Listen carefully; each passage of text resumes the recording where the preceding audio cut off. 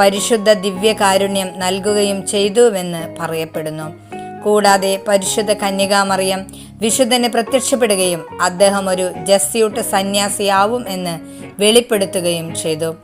വിയന്നയിലെ Jesuit ആശ്രമാധികാരി സ്റ്റാൻസിലാവോസിന്റെ പിതാവിന്റെ കോപത്തെ ഭയന്ന് അദ്ദേഹത്തെ സഭയിൽ ചേർക്കുന്നതിന് വിസമ്മതിച്ചു.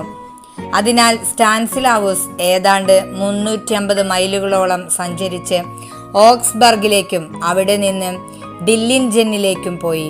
ജർമ്മനിയിലെ ജസ്യൂട്ട് ആശ്രമാധികാരിയായ വിശുദ്ധ പീറ്റർ കനീസിയസ് അദ്ദേഹത്തെ ആശ്രമത്തിലെടുത്തു.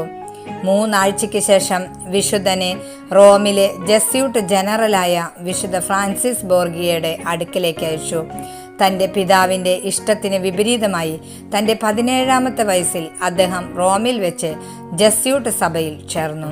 പരിശുദ്ധ ദിവ്യകാരുണ്യം സ്വീകരിക്കുമ്പോഴുള്ള